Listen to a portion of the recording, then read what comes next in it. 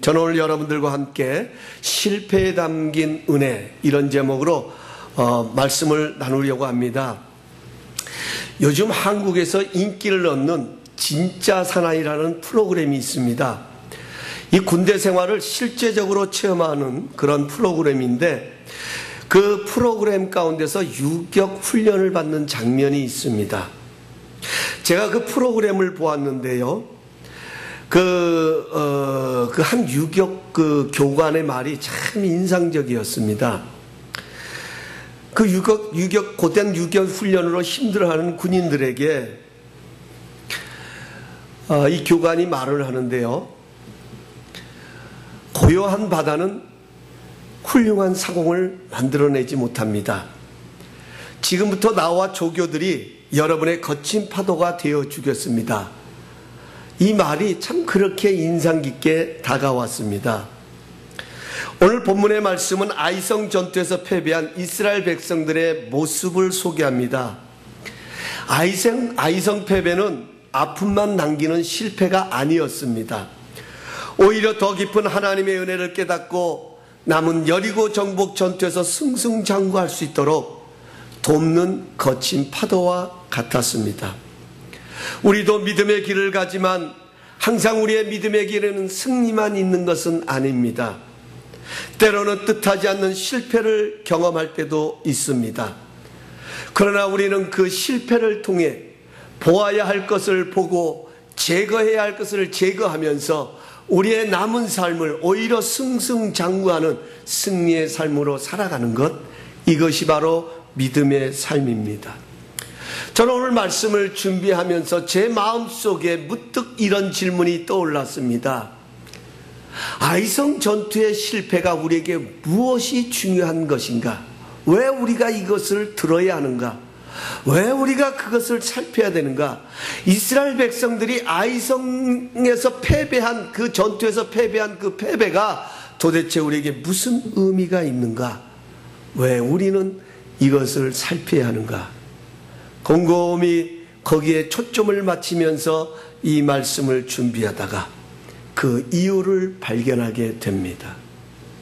오늘 아이성 전투의 패배가 우리에게 중요한 이유는 받는 것보다 누리는 것이 더 중요하기 때문입니다. 가나안에 들어가는 것보다 중요한 것은 가나안을 정복하는 것입니다. 하나님의 축복을 받는 것보다 중요한 것은 그 축복을 누리며 살아가는 것입니다. 은혜 받는 것 중요하지만 그 은혜가 우리의 삶에 은혜 되게 하는 것, 이것이 더 중요합니다.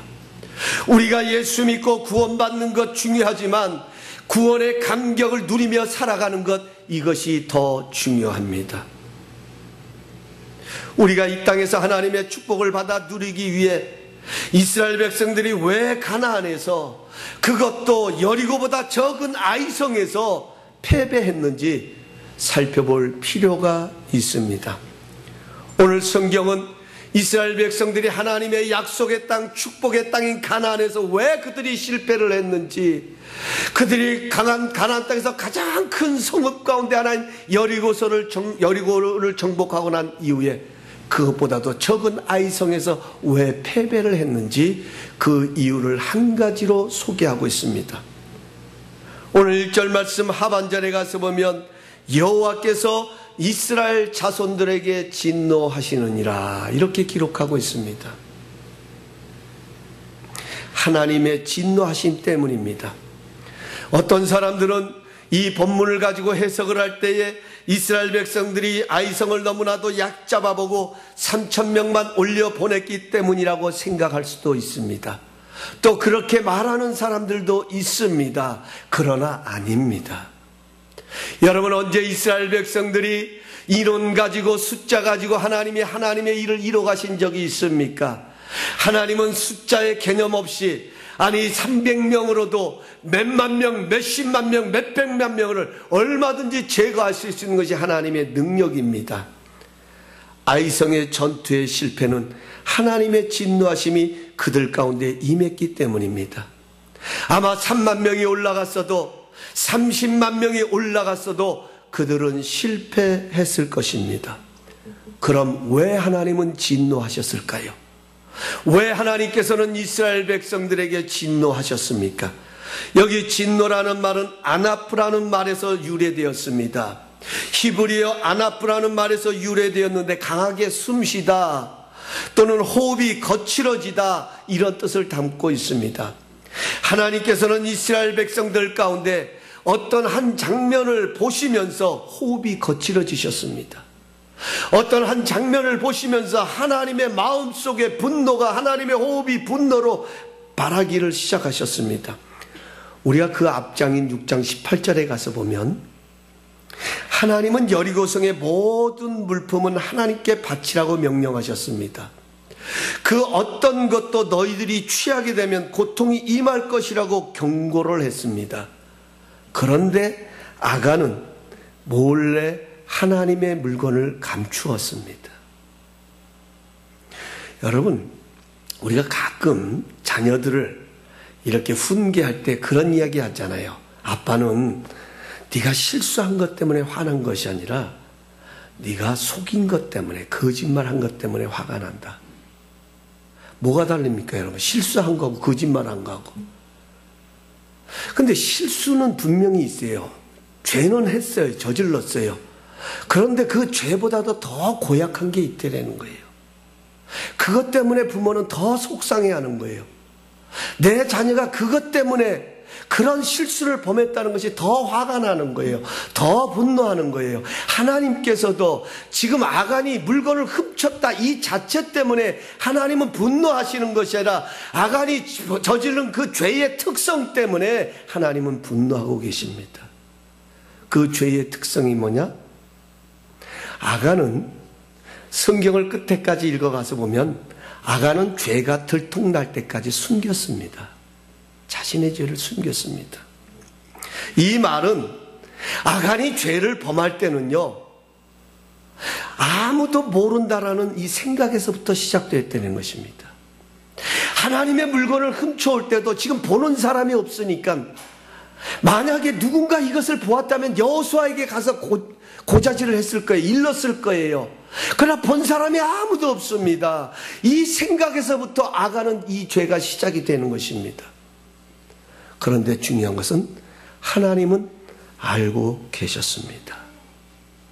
여러분, 우리의 믿음이 무엇입니까? 왜 하나님이 그토록 분노하셨을까요? 우리의 믿음은 하나님은 다 알고 계신다는 거예요. 하나님은 우리의 연약함도 아십니다. 하나님은 우리의 부족함도 아십니다. 하나님은 우리의 나약함도 아시고 우리의 허물도 아시고 우리의 약점도 아시고 우리의 강점도 아시고 우리의 죄악도 아십니다. 이것이 바로 우리가 하나님의 사랑 안에 거해야 할 이유입니다. 왜 성경은 회개하라고 말합니까? 물론 우리가 용서받고 다시 새롭게 시작하기 위해서 회개해야 합니다. 그러나 더 중요한 것은 우리의 모든 것을 아시는 하나님에 대한 믿음 때문에 회개해야 하는 것입니다. 이미 모든 것을 알고 계신 하나님께 나아가 내 죄를 구하면 그분은 미쁘시고 의로우사 우리를 용서하시기 때문에 회개해야 합니다. 이사야서 59장 1절 2절은 이렇게 말씀하십니다. 여호와의 손이 짧아 구원하지 못하심도 아니요 귀가 둔하여 듣지 못하심도 아니라 오직 너희 죄악이 너희와 너희 하나님 사이를 갈라 놓았고 너희 죄가 그의 얼굴을 가리워서 너희에게서 듣지 않으시게 하려 함이니라. 하나님과 우리의 사이가 멀어진 것은 죄 때문이고요, 하나님이 우리의 음성을 듣지 않으신 것도 죄 때문이라고 말합니다. 하나님의 진노는 죄를 지었기 때문이 아니라 죄를 회개하지 않았기 때문에 하나님은 분노하셨습니다. 하나님은 모든 것을 알고 계시는데 하나님도 모르는 것처럼 숨기는 것 때문에 하나님은 진노하십니다. 여러분, 우리 가끔 사람들과 대화하는데 그런 이야기죠. 이 사람이 누구 사람을 바보로 하나. 무슨 말입니까? 알고 있다라는 거예요. 결과를 알고 있다라는 거예요. 나는 이 상황이 어떻게 되어질 것을 알고 있다는 거예요. 그런데 마치 내가 알지도 못하는 것처럼 지금 나를 속이려고 한다라는 거예요. 나를 우습게 여긴다라는 거예요. 그래서 하는 이야기가 이 사람이 지금 나를 바보 취급하나. 내가 바보인 줄 아세요?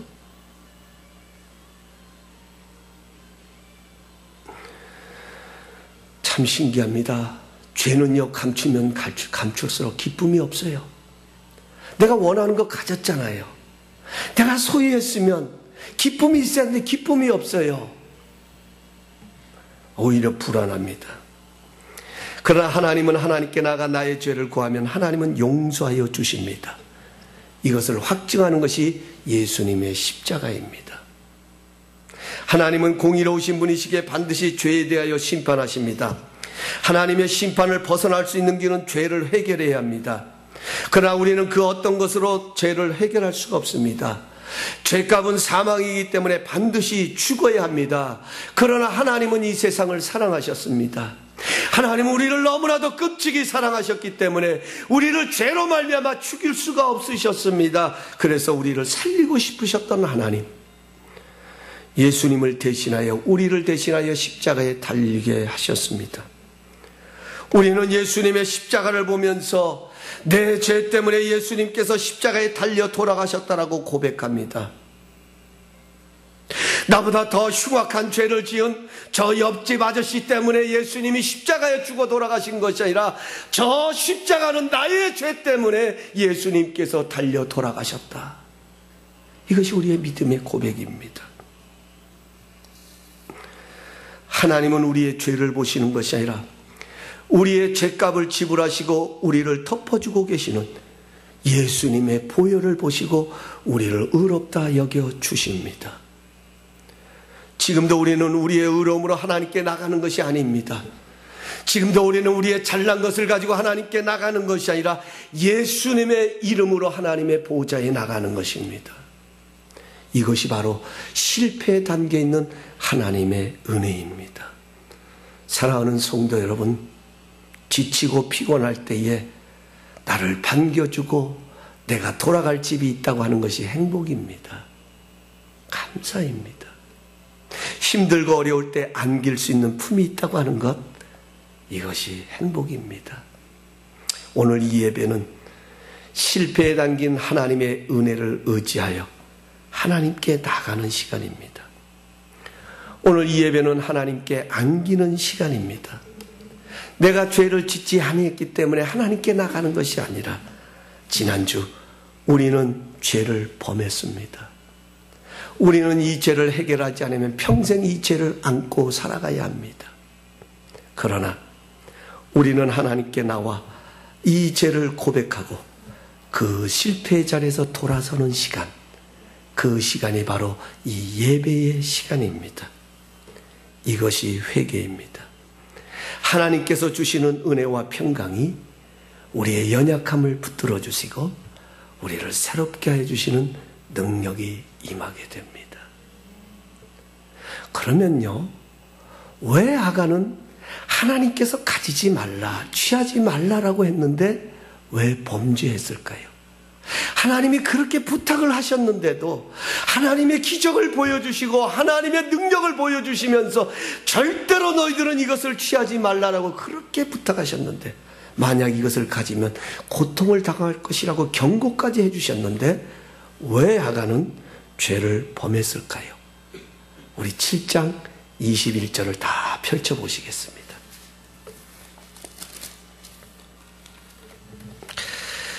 아간이 여호수아에게 대답하는 것입니다.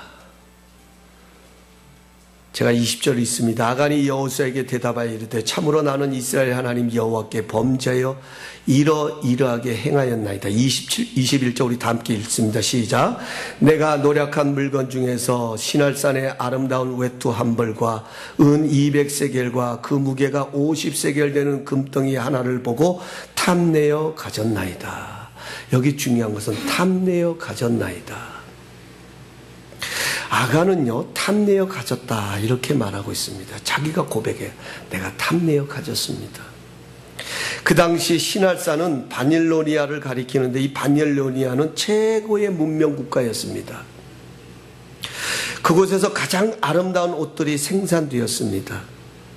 그러니까 시날산의 아름다운 외투라고 하는 것은 그 당시 최고의 명품이었습니다. 오늘날로 말하면 명품이었어요.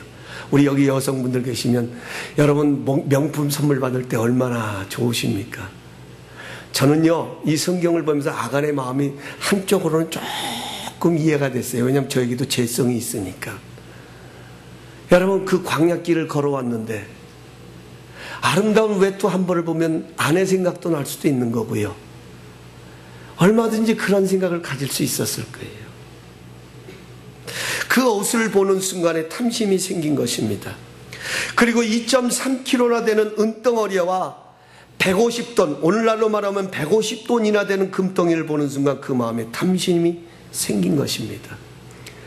그 탐심이 아간의 마음을 주장하니까 하나님이 보이지 않는 거예요. 하나님의 명령도 기억나지 않는 것입니다. 여러분, 아간이 하나님의 명령을 잊어버렸을까요? 지금 그 여리고성에 있는 물건을 가져오면서 아간은 하나님이 이거 하지 말라라고 했는데 라는 생각을 안 했을까요? 잊어버렸기 때문에 그가 가져왔습니까? 아닙니다. 생각났을 것입니다. 그런데 아간 속에 있는 그 탐심이 그 마음을 사로잡아 버리니까 하나님도 보이지 않고 하나님의 명령도 기억나지 않습니다. 성경은요, 탐심을 우상숭배라고 말합니다. 골로새서 3장 5절 이렇게 말씀합니다. 그러므로 땅에 있는 지체를 죽이라. 곧 음란과 부정과 사욕과 악한 정욕과 탐심이니 탐심은 우상숭배니라. 여러분, 우상이 뭡니까? 우상은요, 사람이 하나님 대신 만들어 놓은 게 우상이에요. 아무런 능력도 없어요. 아무런 힘도 없어요.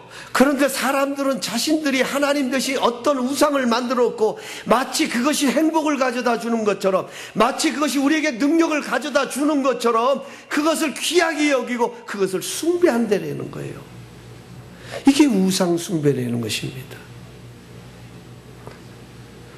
우리 사람은요, 누구에게나 탐심이라는 죄성이 있습니다. 저에게도 있습니다. 여러분에게도 있습니다. 좋은 것을 보면 갖고 싶고 가져도 더 가지고 싶은 탐심이 있습니다. 그런데 왜 성경은 이 탐심을 죄라고 말할까요? 왜 우상 숭배라고 말씀하고 있을까요?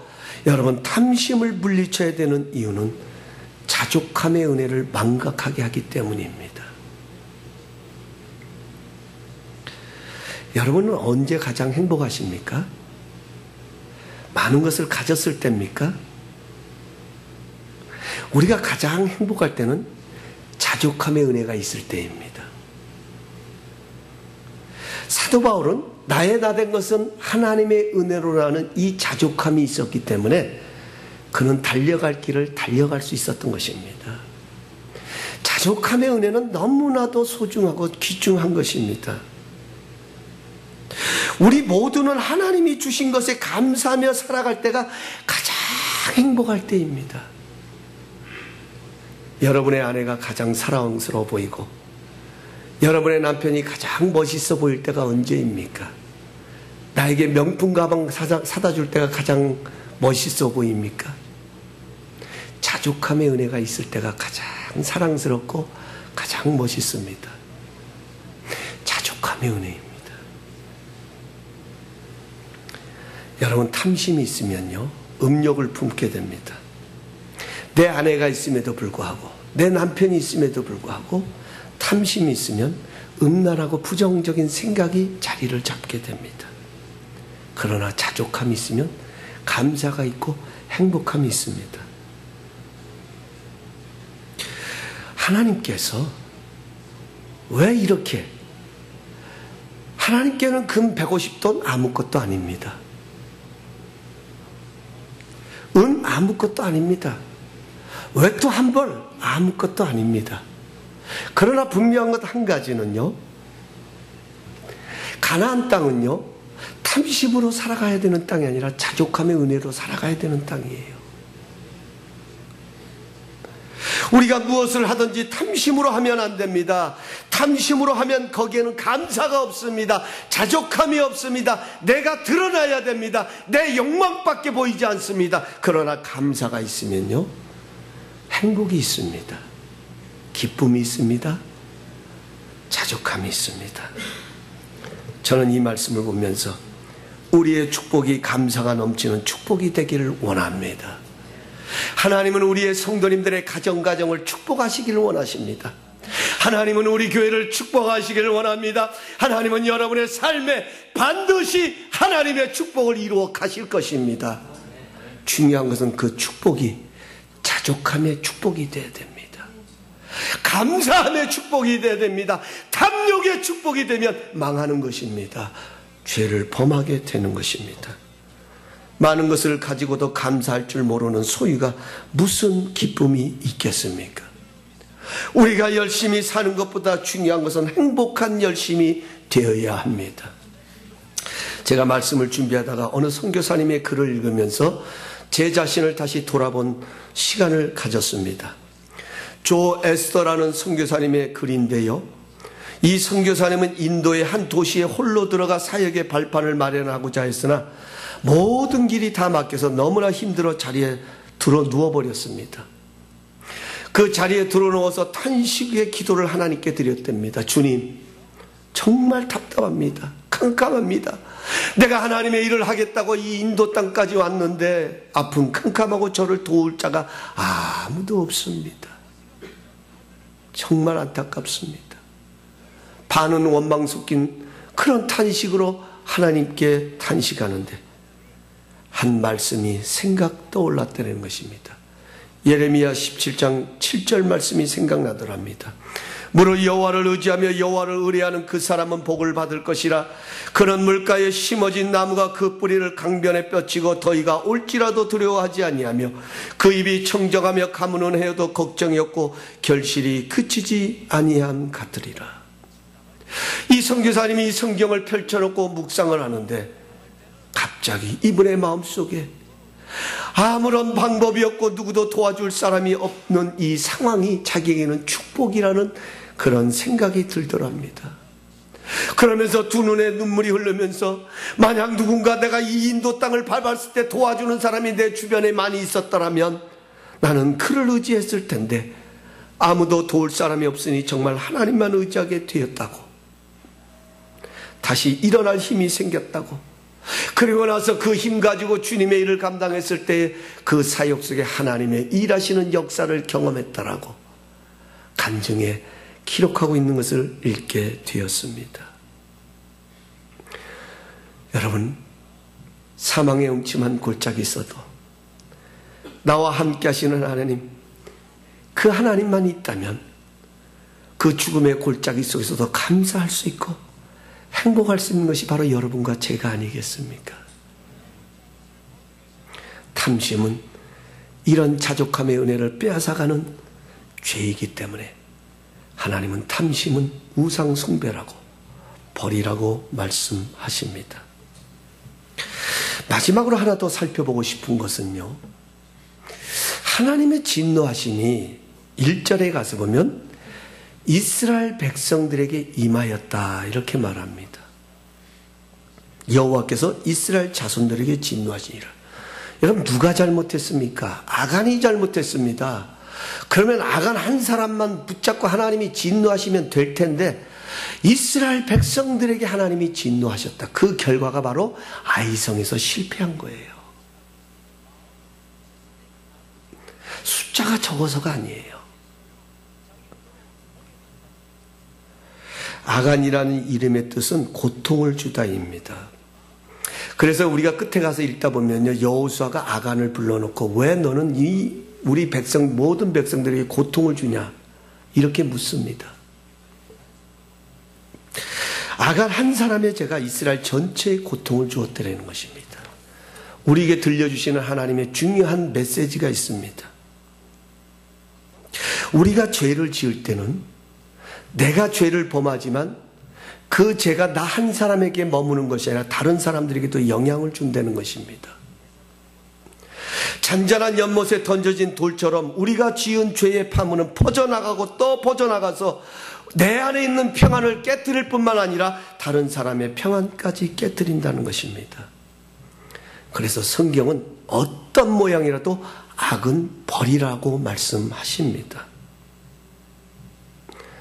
여러분, 사랑이 있으면 세우는 역사가 일어나잖아요. 그런데 미움이 있으면요, 서로를 병들게 합니다. 미움이 있는 곳에 화평이 없습니다. 사랑이 있는 곳에는 용서가 있고요, 사랑이 있는 곳에는 행복이 있고요, 사랑이 있는 곳에는 기쁨이 있는데, 미움이 있는 곳에는 오히려 불안과 고통과 아픔만 있습니다. 죄는 분리자입니다. 죄의 목표는 하나님의 은혜로부터, 하나님의 축복으로부터 멀어지게 하는 것입니다. 결국 죄는 나도 죽고 남도 죽이는 것입니다. 아간의 가족들이 돌에 맞아 죽은 이유는 아간이 장막 안에다가 그 훔친 것을 숨겼습니다. 바꿔서 말하면 그 가족들은 알고 있었다라는 사실입니다. 아간의 범죄가 그 가족들까지도 죽게 만드는 결과를 가져왔다는 것입니다. 이게 죄의 특성인 것입니다. 그래서 죄는 버려야 합니다.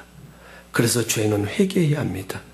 나 한 사람의 은밀한 죄가 내 가족을 고통 가운데로 몰아갈 수 있습니다. 이것이 이 땅의 행복한 공동체를 무너뜨리는 사탄의 전략인 것입니다. 죄는 어떤 모양이라도 버려야 합니다. 멀리해야 합니다. 그것은 내가 사는 길입니다. 말씀을 맺습니다. 사람은 누구나 실패 같은 상황을 접하면 지나간 시간을 생각합니다. 차라리 그때 거기서 그렇게 했더라면 좋았을 것을, 괜히 여기까지 와서 이런 고생을 해야 하나, 자꾸 지나간 시간으로 돌아보는 경향이 있습니다. 아이성에서 실패한 여호수아가 하나님 앞에 나가서 기도하면서 고백한 내용입니다. 하나님, 우리가 차라리 이런 실패를 당할 것 같으면 차라리 요단을 건너지나 말 것을, 여리고성이나 무너뜨리지 말 것을 왜 그렇게 하시면서 온 세상 앞에서는 이스라엘 백성들의 위대함을 드러내시고 나서는 이런 적은 성 앞에서 우리를 무너뜨리십니까? 이게 여호수아의 고백이었습니다. 그러나 하나님의 생각은 달랐습니다. 하나님은 이 실패 같은 상황을 통해 이스라엘 백성들이 가나안 정복을 위해 어떻게 해야 하는지, 무엇이 가나안을 누리며 살아가게 되는 것인지를 알게 하셨습니다. 하나님은 이 실패 같은 상황을 통해서 죄로 인하여 막힌 담을 헐게 하셨습니다. 눈이 가리어 보아야 할 것을 보지 못하는 것을 보게 하셨습니다. 이것이 바로 은혜입니다. 하나님의 생각은 언제나 재앙이 아니라 장래의 소망을 주려는 것입니다. 우리가 사는 길은 죄를 짓지 않는 것이 아니라 죄를 회개하는 것입니다. 회개를 통해서 우리의 모든 것을 알고 용서하시는 하나님의 사랑 안에 거해야 합니다. 이것이 죄 많은 이 세상에서 우리가 기쁨 가운데 살아갈 수 있는 형통의 비결입니다. 여러분 기억하십시오. 아간은 가나안 땅에 들어갔지만 가나안을 정복하지 못한 사람입니다. 가룟 유다는 예수님의 사랑받는 제자였지만 그 사랑을 누리지 못한 사람입니다. 아나니아와 삽비라는 성령의 시대를 살았지만 성령을 누리지 못한 사람입니다. 이들의 공통점이 있습니다. 탐심에서 비롯되었습니다. 이런 탐심이 지금도 우리를 유혹하고 있습니다. 그 유혹을 이기는 비결은 자족함의 은혜를 구하는 것입니다. 우리가 그리스도인이 된다는 것은 하나님의 사랑하심과 용서하심을 받아들이는 것이라고 말씀드렸습니다. 우리도 죄를 짓습니다. 그러나 우리는 회개를 통해 하나님의 사랑 안에 거하며 자족함의 은혜를 누리며 살아갈 수 있습니다. 이런 복 있는 성도님들 되시기를 예수님의 이름으로 축복합니다.